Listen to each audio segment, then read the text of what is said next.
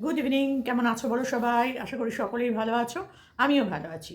আজকে রোহনকে নিয়ে কিছু কথা বলতে চলে এসেছি। হ্যাঁ, রোহনের বন্ধুদেরকে নিয়ে তো বলছি। আসলে সব বন্ধু তো খারাপ নয়। তাদের মুখের ভাষাও খারাপ নয়। কিন্তু বদমাইশি করার জন্য তারা আছে, সেটা ঠিক আছে, কোনো ব্যাপার না। করলে দেখলেই বলবো, না দেখলে কেন কাউকে নিয়ে বলবো না। তবে এই যে ছেলেটি, এই ছেলেটিকে নিয়ে আবার কিছু বলার আছে আমার, সেটা আমি বলছি পরে। তো চলো আগে রোহনকে নিয়ে কিছু কথা বলে নিই। রোহন কিন্তু কালকে খুব খুব কষ্টদায়ক কথা বলেছে আমাদেরকে। খুব কষ্ট পেয়েছি আমি শুনে। কি না, সোনামাকে পাঠিয়ে দেবে দার্জিলিং। সোনামার কি এখন দার্জিলিং যাওয়ার মতো বয়স হয়েছে? সোনামা এখনও ভালো করে কথাই বলতে পারে না, এখনও বোতলে করে দুধ খায়। তো সে যাবে বোর্ডিংয়ে? ভাবতে পারছো তোমরা একবার? হ্যাঁ, রোহন ভেবে ফেলেছে, রোহন ভেবে ফেলেছে যে তার মেয়েকে সে দার্জিলিংয়ের কনভেন্ট স্কুলে পাঠাবে। কারণ দার্জিলিংয়ে কোনো বাংলা স্কুল নেই খুব একটা। তো নেই বলতে গেলে, হিন্দি আর ইংরাজি। তো এখানকার মানে আমাদের ওয়েস্ট বেঙ্গল থেকে, ওয়েস্ট বেঙ্গল বলছি, আমাদের কলকাতা থেকে বা আশেপাশে যেখান থেকে যে বাচ্চারাই আসুক না কেন, ওখানে ইংলিশ মিডিয়ামে পড়তেই আসে এবং ওখানেই থাকে, ওখানেই খায়, ওখানেই পড়াশোনা করে। বাবা মা আত্মীয় স্বজন কারোর সাথে কোনো যোগাযোগ থাকে না। কিন্তু সোনামা কি পারবে এখন থেকে ওখানে গিয়ে ওরকমভাবে থাকতে? জানি না, বাচ্চারা সব কিছুই পারে, আমরা ভাবি যে পারবে না পারবে না, কিন্তু সোনামা এখনো পর্যন্ত সেই জায়গা অবধি যায়নি। আমার মনে হয় ওখানে পাঠাতে হলে মিনিমাম ক্লাস 4 অবধি আমাদের এইখানে পড়িয়ে নিয়ে তারপর ক্লাস 5 টাইপ থেকে আমার মনে হয় বাচ্চাদেরকে বাইরে পাঠানো উচিত। এটা আমার নিজস্ব ব্যক্তিগত মতামত।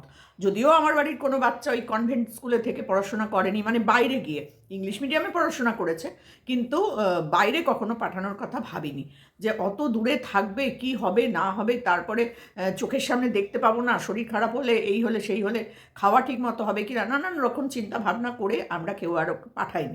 তো অনেকেই পাঠায় ভালো ভবিষ্যতের জন্য, অনেকেই পাঠায়, কিন্তু অনেক সময় খারাপ ভবিষ্যৎ করেও আসে ওখান থেকে ছেলেপুলেরা। কারণ এই কনভেন্টে থাকতে থাকতে তারা নানান রকম কুকীর্তিও করতে শুরু করে। একটু বেশি উঁচু ক্লাস হলে, এই 2, 3, 4-এর কথা আমি বলছি না, আর একটু যখন বেশি ক্লাসে ওঠে তখন কিন্তু তারা অন্য অন্য কাজকর্মও খুব বেশি পরিমাণে করে। কারণ বাধা থাকে না তো, তারা তো একদম ছাড়া, কোনো শাসন টাসনের মধ্যে থাকে না। পড়াশোনার টাইমটুকু ছাড়া বাকি টাইমটুকু কিন্তু ওরা বেশ বিন্দাস থাকে।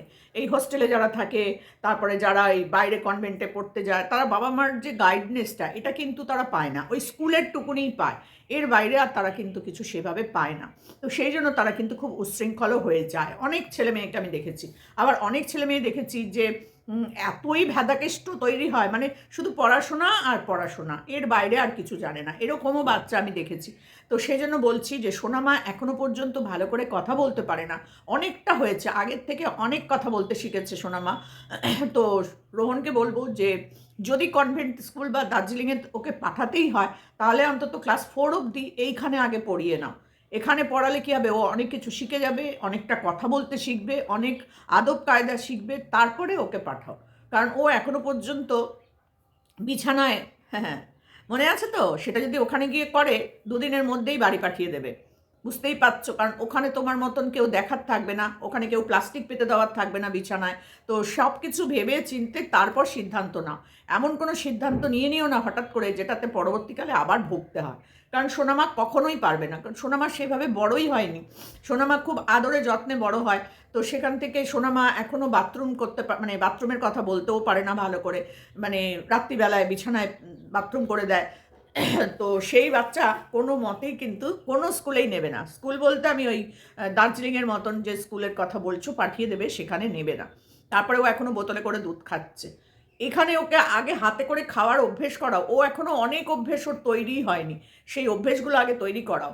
আগে একটু লিখতে পড়তে শেখাও। কিছু কবিতা, কিছু বলা, নাম বলা, বাবার নাম বলা, ঠিকানা বলা, এগুলো কিন্তু বাড়িতেই শেখে ছেলেমেয়েরা। এগুলো এখনো পর্যন্ত সোনামা শেখেনি। কারণ সোনামার সাথে এগুলো নিয়ে কথা বলার মতনই তো কেউ নেই। সোনামাকে দেখারই বাড়িতে কোনো লোক নেই, যার জন্য লিসানদের বাড়িতে পাঠিয়ে দিতে হয়। তাছাড়া সোনামার সাথে খেলাধুলা করার কোনো লোক নেই, যার জন্য মারিয়ামের কাছে পাঠাতে হয়। তো সেই কারণেই বলছি, আগে সোনামাকে এখানে ক্লাস 4 অবধি অন্তত পড়িয়ে নাও, যেখান থেকে ও কিছুটা সড়গড় হয়ে যাবে, লিখতে পড়তে পারবে, কিছুটা কথা বলতে শিখবে, কিছু নিয়ম কানুন শিখবে, নিজের হাতে খাওয়া শেখাও, সমস্ত যেগুলো জেনারেল নলেজ সেগুলো একটু ওকে শেখাও। তারপরে ওকে ওই বাইরের দেশে পাঠানোর কথা ভেবো। টাকা পয়সা থাকলেই সব কিছু কিন্তু হয় না। অনেক কিছু জেনে বুঝে তারপরে করতে হয়, নাহলে কদিনের মধ্যেই সোনামা ওখানে কান্নাকাটি করে না খেয়ে না দিয়ে অসুস্থ হয়ে বাড়িতে আসবে। তখন তোমাকে ওখান থেকে ফোন করবে, আবার তোমাকে যেতে হবে, গিয়ে মেয়েকে নিয়ে আসতে হবে বাড়িতে। শুধু শুধু কিছু টাকা পয়সাও নষ্ট হবে, তার সাথে সাথে যাতায়াত এই ওই সেই নিয়ে বেশ কিছু হ্যাপার সামলাতে হবে। এটা রোহনকে বলার ছিল, কারণ রোহন তো হুটপাট ডিসিশন নিয়ে নেয়, সেই জন্য রোহনকে বলছি। আরও কিছু জিনিস বলার আছে, যেটা হচ্ছে তুমি যে কালকে ওকে লাস্টের দিকে কথাগুলো বলছিলে না, সেটা শুনতে কিন্তু খারাপ লাগছিল। কারণ ও একটা ছোট বাচ্চা, ওর সামনে যা বলবে ও কিন্তু তাই শিখবে। সবার আগে বড়দেরকে সম্মান করতে শেখাও, মানুষকে, অন্য মানুষদেরকে সম্মান করতে শেখাও।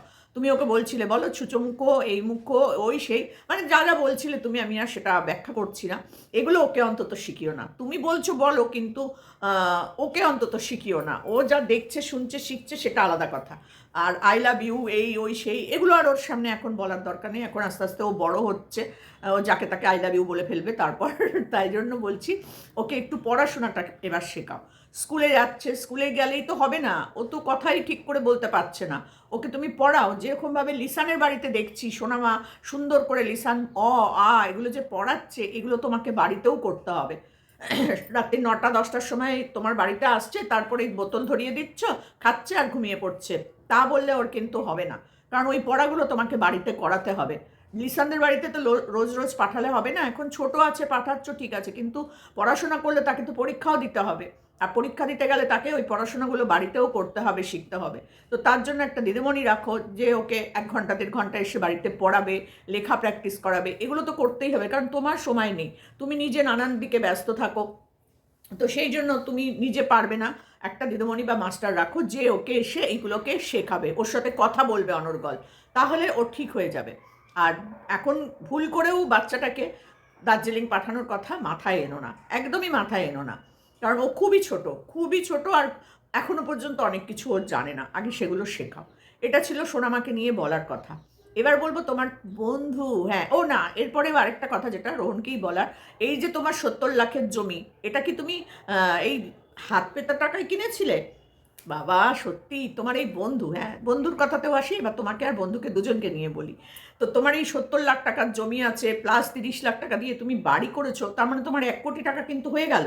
1 কোটি টাকার তুমি মালিক, তারপরেও তুমি হাত পেতে ভিক্ষা চেয়ে চেয়ে তুমি তোমার চিকিৎসা করেছো। আমাকে একজন এসে কমেন্ট করে গেছে যে আচ্ছা, রোহনের যদি এত টাকাই থাকে, তাহলে ও ভিক্ষা করছে কেন, মানে তুমি হাত পেতে টাকা চাইছো কেন? কি আশ্চর্য! একটা জমি থাকলেই কি বিক্রি করা, বললেই বিক্রি করা যায়? একটা 70 লাখ টাকা যে জমির দাম, সেটাকে আমি বললাম আমি কালকে হসপিটালে ভর্তি হব, আজকেই আমি 70 লাখ টাকার জমিটা বিক্রি করব, বিক্রি কি হয়? যিনি কমেন্ট করেছেন তাকে বলেছিলাম, আপনি নিশ্চয়ই আমার ভিডিওটা দেখছেন, আপনাকে বলেছিলাম ভিডিওতে উত্তর দেব। তো আপনি নিজে বলুন তো, আপনার যদি একটা 70 লাখের জমি থাকতো, আপনি কি আজকে বললে আজকেই বিক্রি করতে পারবেন? সেই দাম কি আপনি পাবেন? পাবেন না। প্রয়োজনে অনেক কম দামে আপনাকে ছেড়ে দিতে হবে। তো সেটা কি কেউ করতে চায়? যখন একেবারে অপারগ হয় মানুষ, তখন সেটাও করতে হয়। কিন্তু রোহনের এত ভালোবাসার মানুষজন আছে, তাহলে রোহন কেন সেটা করবে না? কেন সেটা বিক্রি করে অল্প টাকা নিয়ে চিকিৎসা করাবে? সোনামা রয়েছে, একটা মেয়ে থাকলে কতটা চিন্তাভাবনা করতে হয় সেটা আপনি জানেন নিশ্চয়ই। আপনাদের বাড়িতেও নিশ্চয়ই বাচ্চা কাচ্চা আছে। তো এটা সোনামার ভবিষ্যতের ব্যাপার। সোনামাকে বিয়ে দিতে হবে, তাকে পড়াশোনা শেখাতে হবে, তার বড় হওয়া, সব কিছুর পেছনেই তো টাকার প্রয়োজন। তো তখন বিয়ের জন্যও তো লাগতে পারে। তো সেখান থেকে দাঁড়িয়ে চিকিৎসার জন্য যদি তার ভালোবাসার মানুষরা তাকে তার পাশে এসে সাহায্য করে, ক্ষতি কী আছে? ক্ষতি কী? আর এই জমিটা আর যদি তার দর্শকরা বলে যে এবার দাদা আপনি ওই জমি বিক্রি করে আমাদের টাকাগুলো এবার একটা একটা করে ফেরত দিন, তখন নিশ্চয়ই তাকে ফেরত দিতে হবে। দর্শকরা যদি চায়, যারা টাকা দিয়েছে তারা যদি বলে যে আমাদের টাকাগুলো এবার আস্তে আস্তে ফেরত দিন, আপনি তো 1 কোটি টাকার মালিক, আমাদের টাকাগুলো এবার আস্তে আস্তে ফেরত দিন। কেউ 500, কেউ 200, কেউ 2000, কেউ 2500, কেউ 5000 টাকা পাঠিয়েছে। এবার যদি তারা তাগাদা দিতে শুরু করে, তখন রোহনকে কম দামে বিক্রি করে হলেও দিতে হবে। কিন্তু রোহনের দর্শকরা তো চায় না, তারা হিসাবই চায় না, তো তারা টাকাও ফেরত দেবেন চাইবে না। ভালোবাসার মানুষ থাকলে পরে না অনেক কিছুই করা যায়। তো সেই জন্যই রোহন ওই জমিটা বিক্রি করেনি। আর জমি বিক্রি করব বললেই জমি বিক্রি করা যায় না, বাড়ি বিক্রি করব বললেই বাড়ি বিক্রি করা যায় না। এগুলো জানতে হবে। কারণ এই বাড়িটাই এখন যদি আমি বিক্রি করতে চাই, আমি হয়তো 2000 টাকা বললে এখনই লোক দিয়ে যাবে। কিন্তু এটার দাম যদি 23 লাখ 24 লাখ টাকা শোনে, তখন বলবে কি, না না আপনার আজকের মধ্যেই টাকা দরকার, এত টাকা দিয়ে না হবে না। এই আপনাকে আমি 10 থেকে 15 হাজার টাকা, 15 লাখ টাকা দিতে পারি, কিন্তু এটার দাম এখন হয়তো 25 লাখ টাকা। তো আমার এটা লস না? তো আমি কেন করব সেটা? যদি আমার ভালোবাসার মানুষরা আমার পাশে এসে দাঁড়ায়, আজ 3.5 লাখের পরিবার, তো সেখান থেকে যদি 3.5 লাখ লোক না হোক, 3 লাখ লোকও যদি 1 টাকা করে দেয়, তাহলে ভাবুন কত টাকা হয়, কত টাকা হয়। তো সেখানে কিছু মানুষ 2,000, কেউ 2,500, কেউ 5,000, কেউ 1,000, কেউ 200, কেউ 250, এরম করে করে দিয়েছে যে টাকা, সেই টাকায় তার চিকিৎসাটা তো হয়ে গেছে, সে সুস্থ হয়েছে। তারপরেও তার কিন্তু আরও ভবিষ্যতে চিকিৎসা আছে, এত তাড়াতাড়ি তো সে সুস্থ হয়ে যাবে না। 2.5 মাস বাদে তাকে আবার যেতে হবে। ভগবান না করে যেন 2.5 মাস বাদে যাওয়ার পর আর তাকে যেতে না হয়, ডাক্তার যেন বলে এবার তুমি আস্তে আস্তে এই ওষুধগুলো খাও, আবার 6 মাস 7 মাস বাদে আসতে হবে, তাহলে ঠিক আছে। কিন্তু এই যে টাকার কথাটা রোহন বলে দিল, জমির কথাটা, ব্যাস অমনি ওই পাশে আরেকজন তিরিং বিরিং করে লাফাতে শুরু করে দিল। হ্যাঁ, সত্যি বাবা, এত টাকা দেখে তারপরে আবার এত টাকা ও তুলেছে। আরে ওই টাকা তুলে জমি কেনেনি, ওই জমিটা ওর আগে থেকেই কেনা ছিল, ওই জমিটা ওর আগে থেকেই কেনা ছিল। রোহন ভিখারি নয়, ভিখারি নয় রোহন। যারা বলেছে রোহন ভিখারি, ভিক্ষা করেছো, হাত পেতে ভিক্ষা করেছো, তাদেরকে বলার জন্যই আজকে এটা বলছি যে রোহন ভিখারি নয়। আগেও বলেছি, এখনও বলছি, হঠাৎ করে প্রয়োজন পড়লে মানুষের কাছে মানুষ ধার সাহায্য চায়, সেটার জন্য সে ভিখারি হয়ে যায় না। যদি সে ভিক্ষা নেওয়ার পরে সেই কাজটা না করে, তাহলে তাকে ভিখারি বলা যায়, তাহলে তাকে যা খুশি তাই বলা যায়। কিন্তু রোহন চিকিৎসার জন্য নিয়েছে, চিকিৎসাই করিয়েছে, এবং সেটা অন ক্যামেরায় আমাদের পুরোটাই দেখিয়েছে। তার রিপোর্ট থেকে আরম্ভ করে তার যাওয়া, তার আসা, তার হসপিটালে থাকা, তার হসপিটাল থেকে হায়দ্রাবাদ যাওয়া, হায়দ্রাবাদে গিয়ে সেখানে থাকা, ডাক্তারের ওখানে গিয়ে বসে থাকা, সমস্তটাই দেখিয়েছে। তারপরেও যদি রোহনকে এইসব নোংরা নোংরা কথা শুনতে হয়, তাহলে তো কিছু বলার নেই। আর একটা সময় গিয়ে কিন্তু রোহনরা দেখিয়ে দিয়েছে যে আর টাকার প্রয়োজন নেই। যদি ওরা লোভী হতো, আর যদি ওরা সত্যি করে এইটাই ধান্দা করতো যে আমরা এই রোগের নাম করে করেই শুধু টাকা রোজগার করে যাব, তাহলে ওখানে বসে থেকে আরও টাকা রোজগার করতে পারতো, বা ফিরে আসার পরেও বলতে পারতো যে আমার এই চিকিৎসা হচ্ছে, এই এত টাকা এখনও প্রয়োজন আছে, এই টেস্ট করতে দিয়েছে, আরও টাকা উঠতো, আরও টাকা উঠতো। কিন্তু ওরা লোভী নয়, ওরা ভিখারি নয়, কন্টিনিউয়াসলি ওরা টাকা নিয়ে নেয়নি। রোহন এবং লিসান দুজনেই কিন্তু ভিডিওর মাধ্যমে বলে দিয়েছে আর টাকা আপনারা পাঠাবেন না, আমাদের যেটুকু দরকার ছিল আমাদের হয়ে গেছে। তারপরেও দেখো কত কিছু তাকে শুনতে হচ্ছে সত্যি। আর ওই যে স্ক্যানার না দেওয়ার জন্য ওই হ্যাংলাগুলোও শুরু করে দিয়েছে। তো গুলো বললে ভুল হবে, এখন ওরা করছে না, কিন্তু এই বিটকেলটা কিন্তু বন্ধ করছে না। ওর হচ্ছে খুব জ্বালা।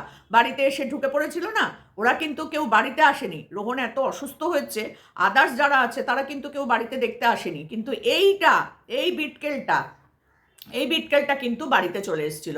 আমি বুড়ি মানুষ, আমি যে কোনো দিন ঘাটে চলে যাব, তো ঘাটে চলে যাওয়ার আগে তো একে তো বলেই যাব না। তো এর খুব লোভ। আসলে এর লোভটা হচ্ছে ওই যে 20,000 টাকাটা দিয়ে দেখালো না যে আমি 20,000 টাকাটা দিলাম, আসলে ওটা দেওয়ার জন্য ও করেনি, ওটা করেছিল ক্যামেরায় নিজের এটাকে বাড়ানোর জন্য। যদি আমি কাউকে সাহায্য করার জন্য 20,000 টাকা দিই, আমি কি আবার সেটা অফ ক্যামেরায় নিয়ে নেব? কখনোই নিতে পারবো না, কখনোই নিতে পারবো না যে না রোহনদা অসুস্থ, রোহনদাকে আমি এটা হেল্প করলাম। এটা বলে দিতাম যদি আমার প্রয়োজন পড়তো যে রোহনদা তুমি পরে ফিরে এসে তোমার সময় মতো আমাকে আস্তে আস্তে দিয়ে দিও, তাহলেও একটা কথা ছিল। ও বাবা, ক্যামেরায় দেখানো হলো, অন অফ, যেই ক্যামেরা অফ হলো অমনি বললো দাও আমার টাকাটা দিয়ে দাও, তোমাকে তো সাহায্য করলাম, এবার তুমি টাকাটা দিয়ে দাও। এই হচ্ছে এর আসল রূপ। কেন স্ক্যানারটা দিল না? রোহন খুব ভালো করেই তার বন্ধুদেরকে চেনে, ওই কারণেই রোহন দেয়নি। ওই কারণেই প্রত্যেকটা ভিডিওতে বলে দিয়েছে যে টাকা পাঠাবেন আমার সাথে কথা বলবেন, তারপরে আমি অ্যাকাউন্ট নাম্বারে টাকাটা পাঠাবেন, আমি যে অ্যাকাউন্ট নাম্বার দেবো বা স্ক্যানার দেবো সেখানে পাঠাবেন। এই হয়ে গেল বন্ধুদের বড় রাগ, খুব রাগ। আমার বয়স হয়েছে, আমি 2 দিন বাদে মারা যাবো, এটা তো ঠিক কথা, কিন্তু হ্যাঁ, এই বিটকেলটার বাড়ির কেউ মারা যাবে না, কেউ বুড়ো হবে না, বুড়ি হবে না, কারোর চামড়া এরকম কুচকেও যাবে না, যা ওর এখনই এই বয়সেই হয়ে গেছে। বুঝেছো? মাথায় ফেট্টি বেঁধে বাইকের ওপর দাঁড়িয়ে থাকলেই হিরো হওয়া যায় না, বুঝেছিস? হিরো হওয়া যায় না। তো কন্ট্রোভার্সি ক্রিয়েটারদের বাড়ি কেন যাবে, কন্ট্রোভার্সি ক্রিয়েটারদের সাথে কেন কথা বলবে? বেশ করবে, বলবে। মানুষের সাথে কথা বলবে, তাতে আবার কন্ট্রোভার্সি ক্রিয়েটার কি আর ব্লগার কি? ব্লগাররাও কন্ট্রোভার্সি ক্রিয়েটারদের সাথে মেশে, কন্ট্রোভার্সি ক্রিয়েটাররাও ব্লগারদের সাথে মেশে। জানে না তো, আসলে এরা তো কুয়োর ব্যাং, ওই জন্য জানে না। আর ওর কমেন্ট বক্সে যে কমেন্টগুলো 90% হচ্ছে ফেক কমেন্ট। ফেক চ্যানেল মানে ফেক আইডি তারাই কমেন্টগুলো করেছে বসে বসে। কোনো ভদ্র সভ্য লোক ওদের আইডিতে গিয়ে কমেন্ট করবে না, আর যারা করবে তাদের কমেন্টগুলো নিতে পারে না। কালকে বসে বসে অর্ধেক কমেন্ট ডিলিট করে দিয়েছে। ওখানে অনেকে কমেন্ট করেছিল, সব কমেন্ট ডিলিট করেছে বসে বসে, কারণ ওই কমেন্টগুলো যদি লোকে দেখে নেয় তাহলে তো হয়েই গেল। আর রোহন আর এই বুড়ি দুটোকে নিয়ে ভিডিও না করলে ওর ভিডিও ভিউজ হবে না, তো ওই জন্য আমাদের নিয়ে পড়েছে। আর কিছু বলার নেই। তবে আমাদের নিয়ে বলেও মুখ বন্ধ করতে তো পারবে না, শুনবে। বললে ওকে শুনতেই হবে, কারণ ওকে নিয়ে ভিডিও করার মতন কোনো মানসিকতা আমাদের অন্তত নেই। কোনো কন্ট্রোভার্সি ক্রিয়েটারের ওকে নিয়ে ভিডিও করার মতন কোনো মানসিকতা আমাদের অন্তত নেই। কিন্তু কি করব বলো, সেই চোখের সামনে এসে বুড়ি বুড়ি বুড়ি বুড়ি করে বলবে চামড়া গুটিয়ে গেছে, ওই হয়েছে সেই হয়েছে, ওর মরার বয়স হয়েছে, এ ঘাটে যাবে দুদিন বাদে, এই সব কথা বললে ছাড়া যায় বলো? ছাড়া যায় না। মনে হয় এইরকম দৌড়ে পেঁচিয়ে ছাক করে ছুঁড়ে ফেলে দিই। আমার তো আবার এইরকম মনে হয়। আমি আবার বেশি কথা বলতে পারি না, তো এটাই আমার মনে হয়। ওকে দেখলেই আমার এটা মনে হয় যে ওকে যদি এরকম করে ধরা যায়, এরকম করে নাড়িয়ে ছুঁড়ে দিলে ও আর নড়তে চড়তে পারবে না। বাবা, আস্তে আস্তে আমার কাশি উঠে যাচ্ছে, আর কি বলবো বলো। তারপরেও আবার মুখ নেড়ে নেড়ে কথা বলতে আসে আমাদের সম্পর্কে। চুপ করে বস থাক, কষ্ট হচ্ছে তো। রোহনকে দেখ কি অবস্থা, রোহনের বাড়ি করেছে সুন্দর, তার মধ্যে আবার বাড়িটা সুন্দর করে সাজিয়েও নিয়েছে, বুঝতে পারছিস? সব হচ্ছে ওর দর্শকদের টাকায়। তা তোর তাতে কি? তোর তাতে কি? রোহনকে টাকা দিয়েছে, তোর তাতে কি? তো চলো বন্ধুরা, যাদের যাদের জ্বলছে আরও জ্বলুক, কিচ্ছু করার নেই। রোহনকে যারা ভালোবাসে, রোহনের পাশে যারা আছে, থাকবে। আর রোহন যেদিনকে ভুলভাল কাজ করবে, আমরাও রোহনের পাশে থাকবো না, কারণ আমরা কন্ট্রোভার্সি ক্রিয়েটার। যা দেখবো সেটা নিয়েই কথা বলবো, সে রোহনেরই হোক আর এগুলোরই হোক। তো চলো বন্ধুরা, এখানেই বলার ছিল, এইটুকুনি বলার ছিল। টাটা।